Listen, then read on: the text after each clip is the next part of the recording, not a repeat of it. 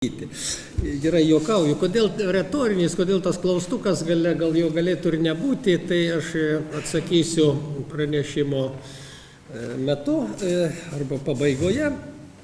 O pradėsim nuo to, kad dabar naujausių tyrimų autoriai, archeologai linkę manyti, kad žirgų priauginimo procesas Baltų kraštuose buvo ilgas ir galėjo apliepti laikotarpį nuo vėlyvojo paleolito iki ankstyvojo bronzos amžiaus.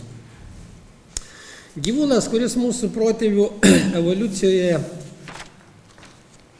laikytinas svarbiausiu turbūt, lietuvių kalboje įvardinamas bent keliomis skirtingomis leksemomis. Tai ir žirgas, ir arklys, ir ašva, ašvienis ar ašvis, kumelė, kumelys, eržilas, drigantas. Na, o kiek dar įvairovės prideda arklio arba žirgo apibūdinimas pagal plauką. Juodis, bėris, juodbėris, palvis, kaštonis, širmis, širvis, šalnis, sartis, obolmušas, šyvis, pelėkis, pelvis, palšis, gelsvis, keršis, šlakuotis, darešis, na ir dar dešimtimis čia ko gero būtų galima išvardinti.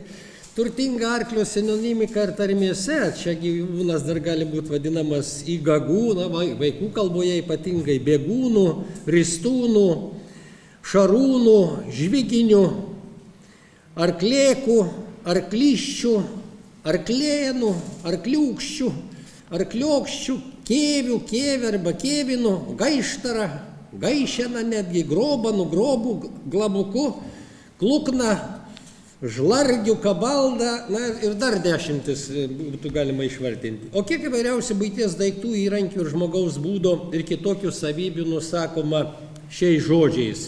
Eržilų vadinamas ir nevedęs vyras, senbernis ir 1,5 metro pagalys, kurio dengiant stogą priveržiami šiaudai, žirgų ir šachmato figūra ir žirgelis namų kraigo puošmena ir audinių rašto ženklas, kartis stogui dengti, žardui parengti, statomiems stulpams kelti, mova kailiui, vaikų žaislas.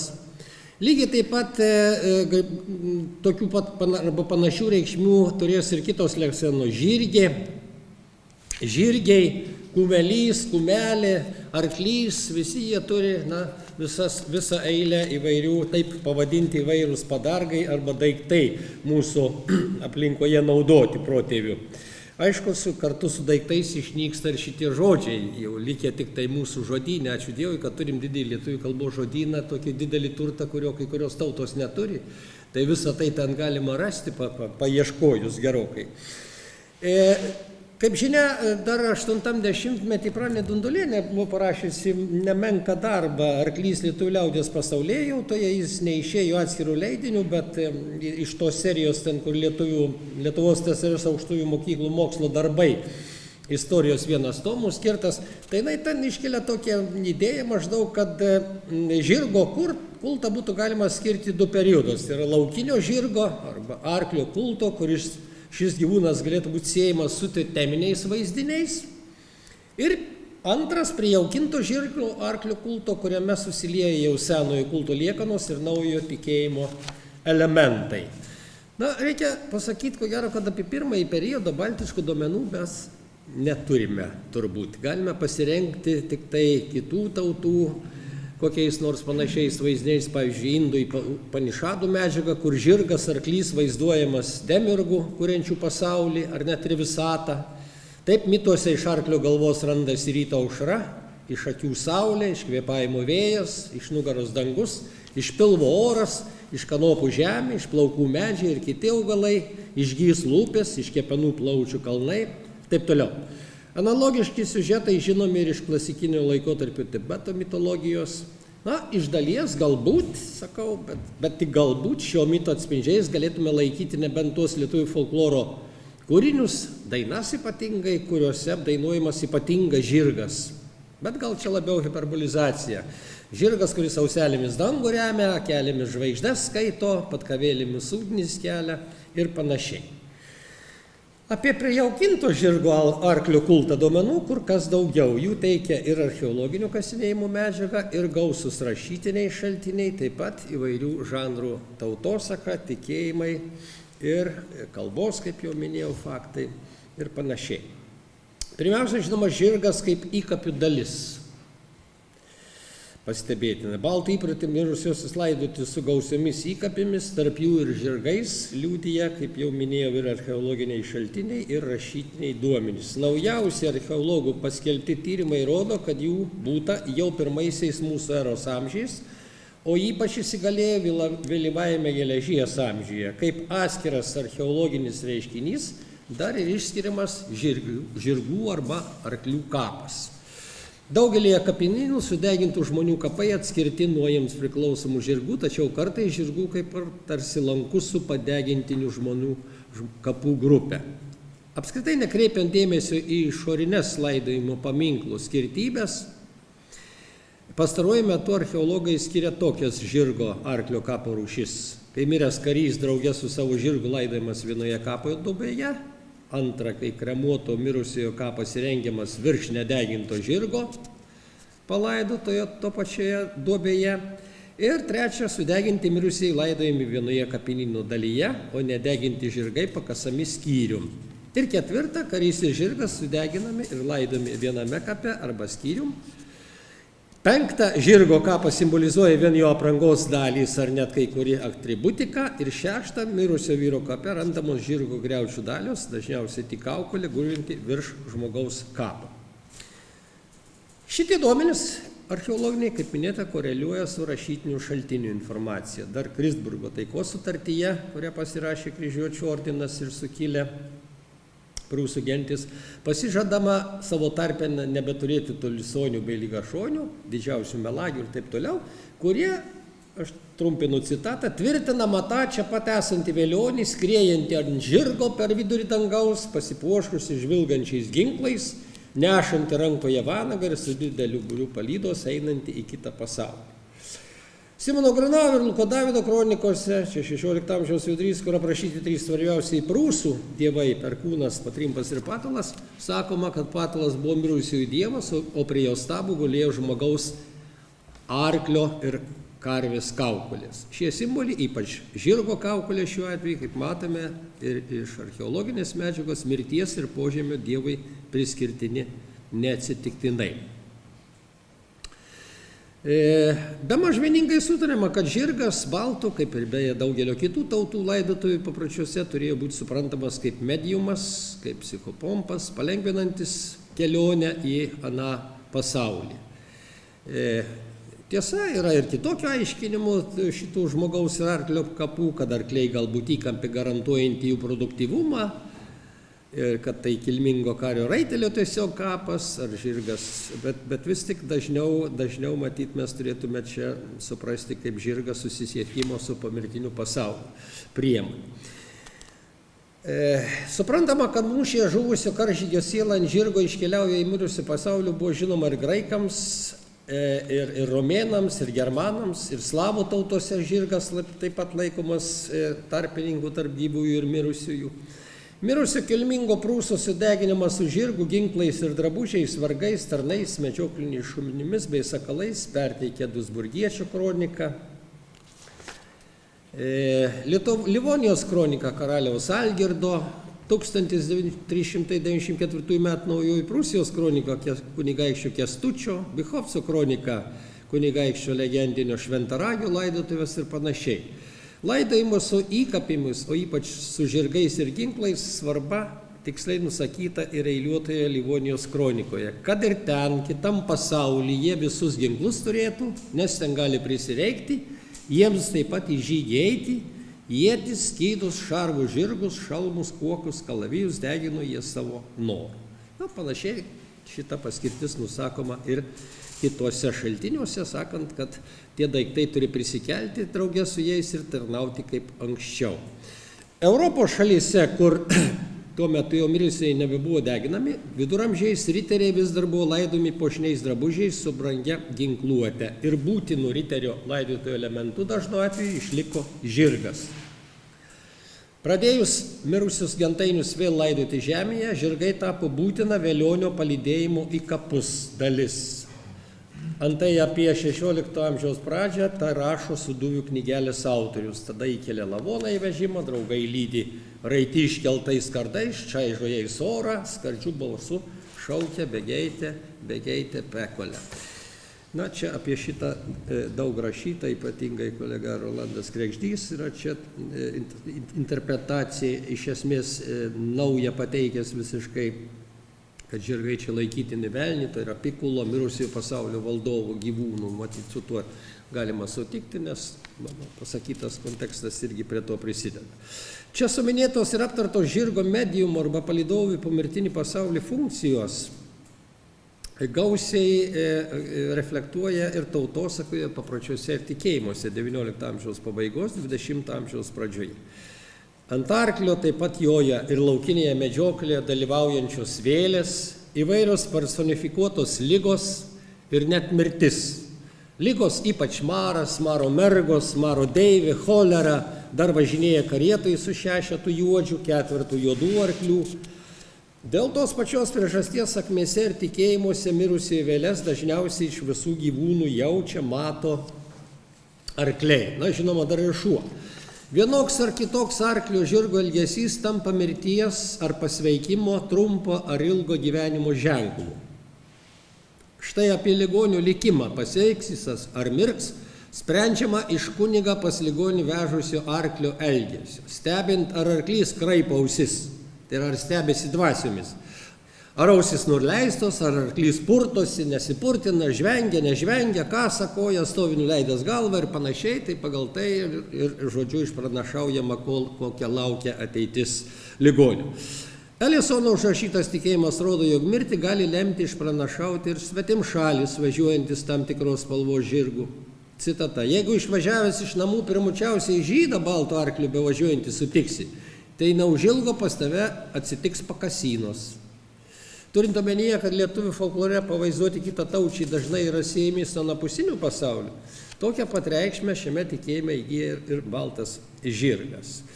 Žirgas arklys taip pat vengia peržengti ribą tarp gyvųjų ir mirusiųjų pasaulio tikėjimuose ir sakmėse. Ta rodo, pavyzdžiui, Basanavičiaus užrašyti pavyzdžiai. Cituoju: jei žirgas pliurpdamas baidos, o nieko ypatiško nematyti, tai jis dvasią mato.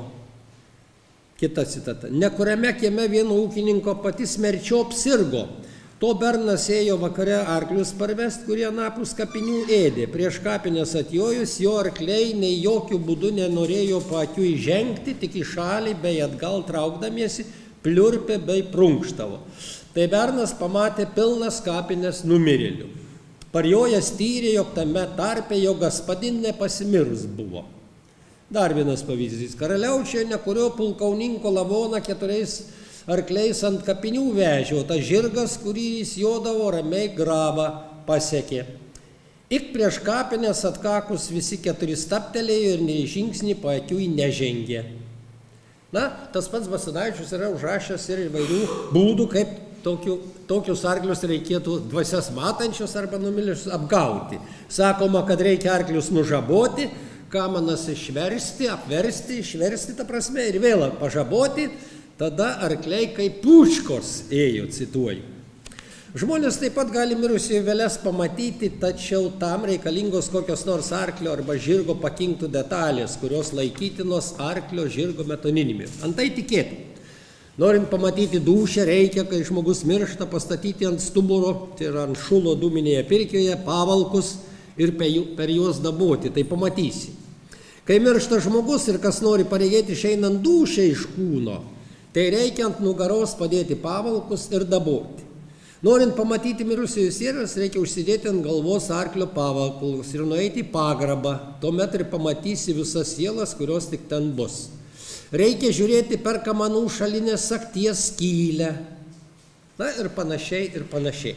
Lygiai taip pat galima būtų tiek pat informacijos pateikti apie tai, kaip žirgas yra paskiriamas kaip auka dievams, tam tikros spalvos, tam tikrų būdų, jį aukojant dievams ar su mirus, tai yra su nugalėtų priešų kartu, sakykime, kaip karo auka, ar vienas žirgas kaip dievų nuosavybė.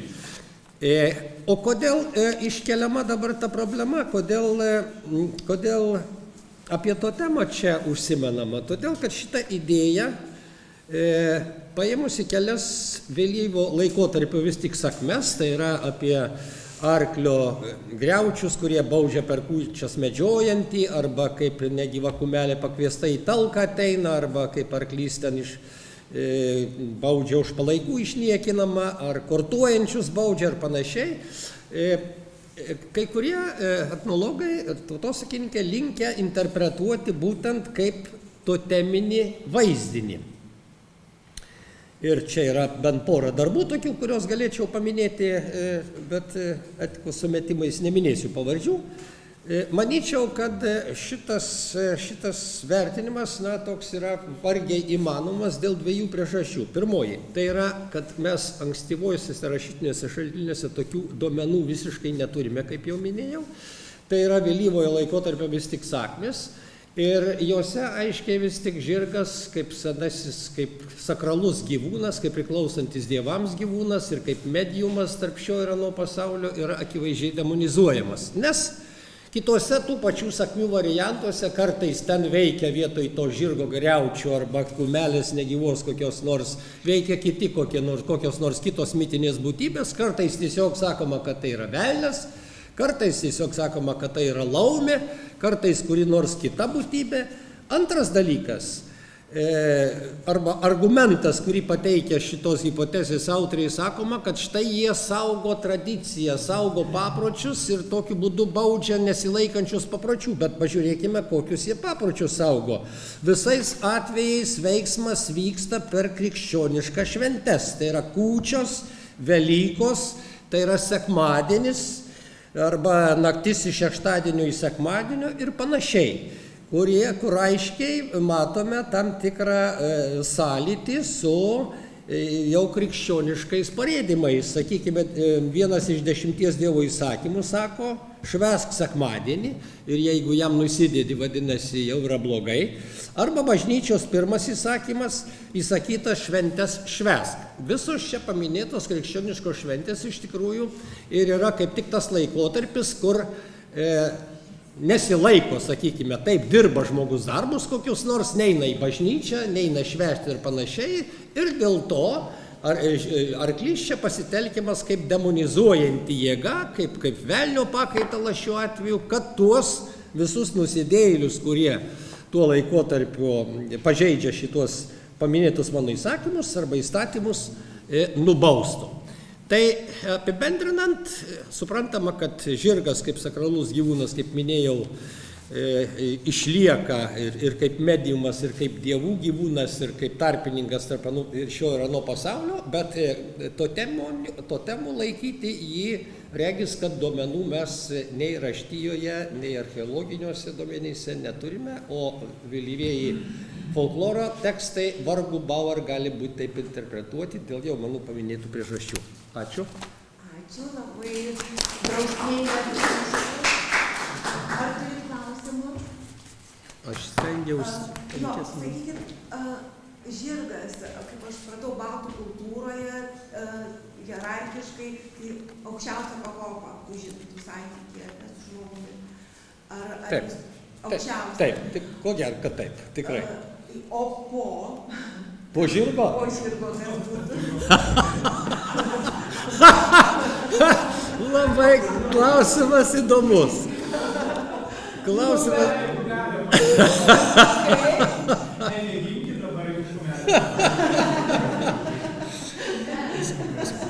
Sudėtinga būtų pasakyti, iš tikrųjų, kadangi vis tik žirgas čia ženkliai kyšotų virš kitų visų gyvūnų, bet jeigu imsim, sakykime, aukojimo tradiciją, kurią aš esu neblogai tyręs ir aprašęs, tai mes matome, kad praktiškai visi gyvūnai, kurie pas mus auginami, kurie mūsų prisijaukinti ir auginti, jie visi ir buvo aukojami dievams. Ir kiaulės, ir karvės, ir jaučiai, ir gaidžiai, ir vištos, ir ožkos, ir avys, taip, praktiškai visi, jeigu mes šitą sąrašą dėliotume, kas apskritai aukojama ir be gyvūnų dar, tai čia išeitų keli puslapiai. Žodžiu, dievams galima aukoti daug ką ir viską. Tai čia kokios nors skirties mes, sakykime, jau žiūrėti nebegalime. Bet jeigu lyginame su kitomis kultūromis, su kitomis senosiomis religijos, ten mes galėtume irgi matyti tam tikrą hierarchiją, vis tik, kad griausmo dievo, sakykime, yra ne tik tai žirgas, bet ir koks nors jautis būtinai, ožys, ar nesutiksite turbūt. O su žemės, su chtoniškom dievybėm dažniausiai yra siejama kiaulė. Bet tai negali sakyti, kad čia vienas aukščiau, kitas gal žemiau.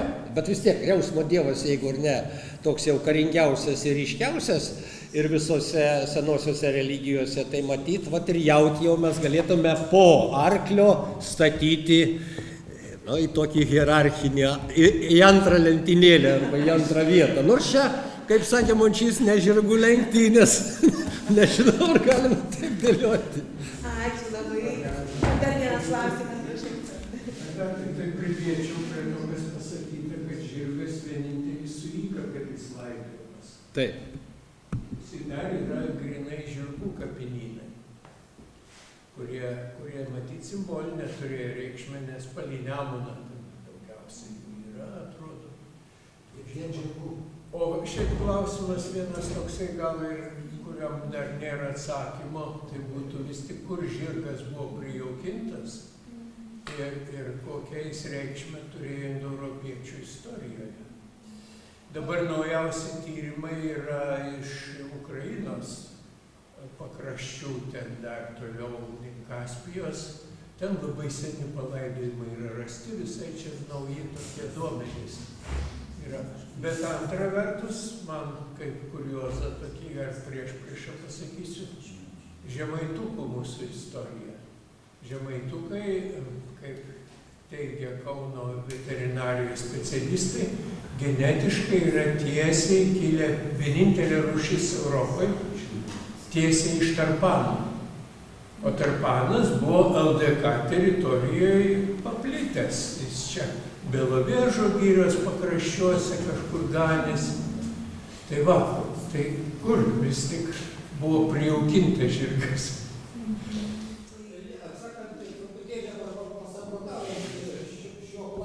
Tai prieš kelis metus, kaip tik Klaipėdos universiteto Baltijos istorijos ir archeologijos institutas organizavo specialiai tam konferenciją. Yra leidinys išėjęs visai neblogas. Tai iš tikrųjų, kas buvo iki tol ir kiek per tą laiką, sakykime, naujų jau archeologinių duomenų atsirado, tai labai pasislinko ir ribos, ir vietos.